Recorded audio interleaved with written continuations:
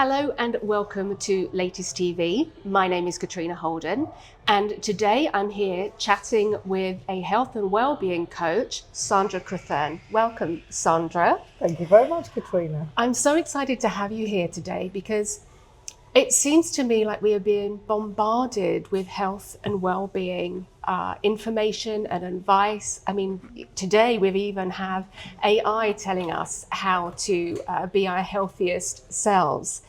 So what I'd like to chat to you today and ask your advice for really is some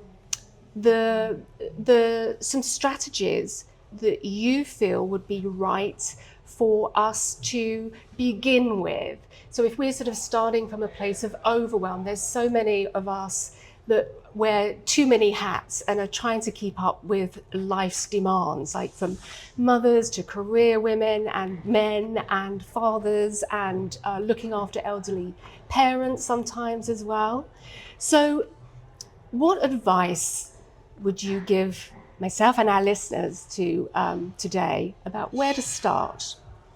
Well, it's a great question, isn't it? I think it's about slowing down and prioritising what's important for you right now. And what's important for you now might have been very different. You know, I started my coaching when I was 42, not a young person. I'd been a nurse, and I didn't prioritise my health when I was younger.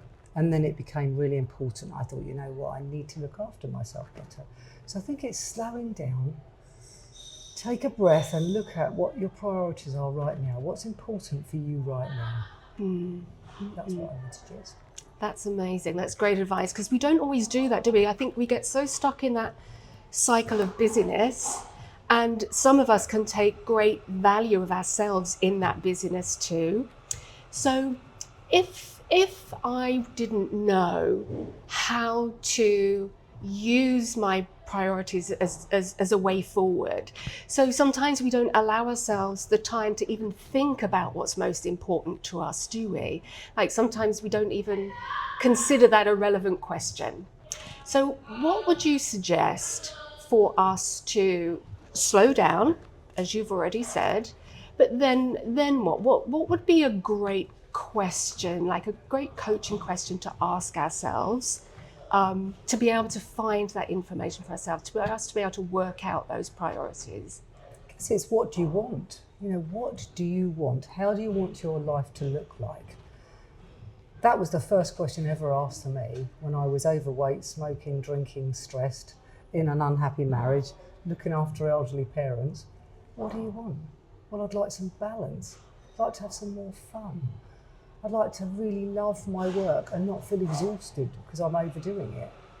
And then I've got the opportunity to then unpick it. Okay, where do I need to make improvements? Einstein said the definition of madness is to repeat the same behaviour and expect a different result. So 1 ounce of action is greater than 1 tonne of theory. I have to do an action. It doesn't just go to bed and think about it and it happens. We have to do something. I was that woman that had so many hats and didn't know how to take care of myself, and my life was completely out of balance. But not only that, I didn't really sort of understand who I was as a person either. So I really struggled with knowing the value that I brought into the world. And one of the first things that a coach said to me was to start journaling. Now, do you think that would be a great thing for others to find out what they want, to find out what's most important to them? I think there's so many things that they can do. That's one of them. I don't like journaling personally. I like to be peaceful and spend time on my own. So I might go into nature or by the sea, or I actually meditate every day for half an hour. I didn't start like that. It started with a few minutes. I couldn't keep still for long enough.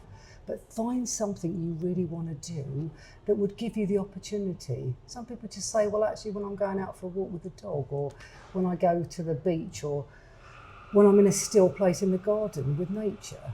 And other people find it really useful to journal. So some people find it easier to run it past other people. You know, I'd really like, somebody who's not just going to give you the answers, maybe a coach or something, that you can explore what it is you'd really like. So There's many ways, I think. Find something that works for you. I love that. That's great advice. Thank you. Share with us a little bit about what inspired you to go from nursing or to leave nursing and become a coach. Well, I have to say it's hugely scary because I had dyslexia and was basically expelled from school and didn't have a very good academic background. So for me, it was like, my husband was like, are you joking? I was like, I really want to do this. I had met a life coach and it started to change my life, and I thought maybe I could do that. So I think that was part of it. And also as a nurse, I don't like to be disrespectful, but I was a bit hypocritical.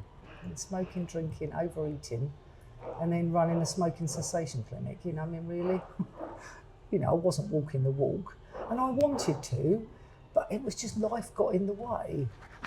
So for me, I think it's really focusing, okay, what do I really want, and how could I move forward? And that inspired me to want to help others, because if I can do it, anybody can do it. Oh, I love that, Sandra. Yeah. When you made that decision, because that's a big decision to make, right? To step away from a career that you're in for decades. What were the fears and doubts that you had to overcome? Well, my husband, because I had to ask him for £10,000 to do the training. And he was like, why? You're already a trained nurse. So I think fear of financial insecurity. Mm. I think fear also of not being good enough. Who am I without ologies? Who am I to go forward and do something that's that passionate? I think that was a lot in the early days, fear of my own insecurity and financial fear as well. I've been doing coaching for 18 years now. I think one of my children was my most biggest inspiration because he was an entrepreneur. He said, Mum, if you believe it and it's in your heart, go for it. If you can help someone else. So that's my philosophy. If I can help another human being, then my job's done. I love it. Thank you. Tell us a little bit about one of your greatest achievements. I mean, like you, I am a coach, and I don't necessarily focus on well-being as you do, but there's a lot of my clients get stuck around the emotional well-being, and so I was just wondering what do you feel is your greatest achievement around the emotional well-being for yourself? My greatest achievement, I think, was overcoming myself, really. Being able to, what do they call it for children now? It's not self-soothing, self-regulation. That seems to be the key word, doesn't it now? Always self-regulating. So controlling my emotions, learning about my emotions, what's going on for me. And I think that's what inspired me to write the book. I mean, for me, with dyslexia, and had no idea of how to do that, but I think the more you practice your self-belief, the more the resources help you out. Things I can't do, I outsource. I got my PA to help me with that. It's not my strength. I could do the content, but I couldn't do the actual book. So she did that for me. So I think practice, working with the strengths, what are you great at? And do more of that, rather than keep bashing yourself over the head because you're not good at accounts. Yeah. Great advice. I love that. Yeah, really good. What plans have you got coming up? Well, as you know, my husband died 7 months ago now of a brain tumour, and he was like my biggest cheerleader, really. So it's been quite a devastating time for me and my family, but knowing that he wanted me to do well. I mean, I've done cruise ship speaking and the book and writing another book about relationships, funny enough, how to get a great relationship. And then I said to him, then you die on me. But I think I'd like to finish my book. I've always wanted a television programme about health and wellbeing because I think transparency and authenticity is what people want. I'm so imperfect. In fact, I don't like the word practice makes perfect. I say practice makes permanent because nobody's perfect, are they? So I'd really like to do that one day. That's my real hope and dream. And then just to help more people. Yeah, wonderful. Let's get this message of health and well-being and balance out there because we all need it, and we need that straight talking advice that you're very good at, as well as your ability to coach and inspire. It's so needed out there. Sandra, thank you for coming in today. You've been an absolute joy to chat with. And let's hope we get to do this more often. Thank you. It's been a real pleasure to be here. Thank you.